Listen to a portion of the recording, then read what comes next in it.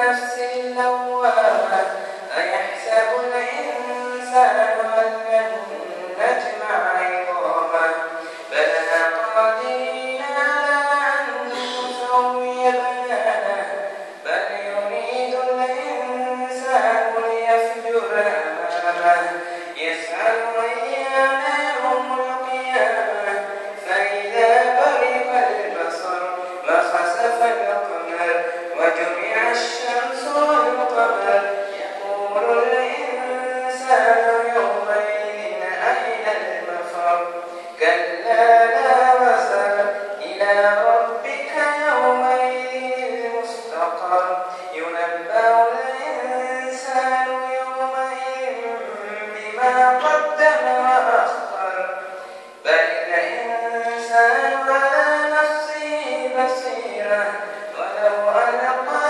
معاذيره لا تحرك به لسانك لتعجل به إن علينا جمعه وقرآنه فإذا قرأناه فاتبع قرآنه ثم إن علينا بيانه كلا بل تحبون العاجلة وتذرون الآخرة وجوه يومئذ ناظرة إلى ربها ناظرة ووجوه يومئذ باسرة تظن أن يفعل بها فاقرة كلا إذا بلغت التراقي وقيل من راق وظن أنه الفراق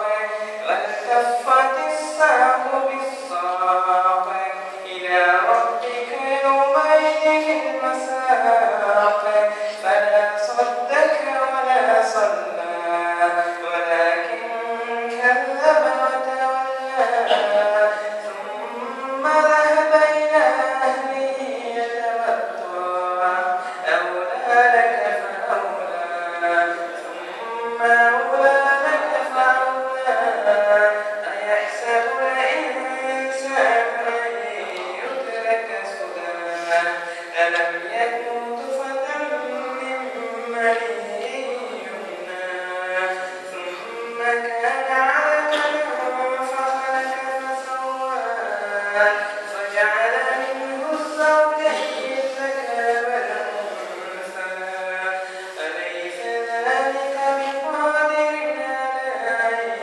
يحيي الموتى صدق الله العظيم.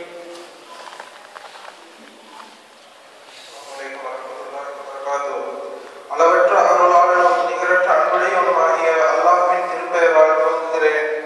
கியாமத் மீதே நான் சத்தியம் செய்கின்றேன்.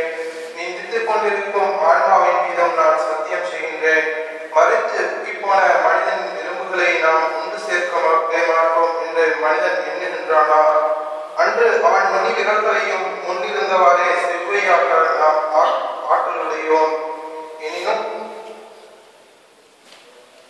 எனினும் மனிதன் தன் எதிரே வரவிருப்பதை கியாமனாலை பொய்யாக்கவே நாடுகின்றான்.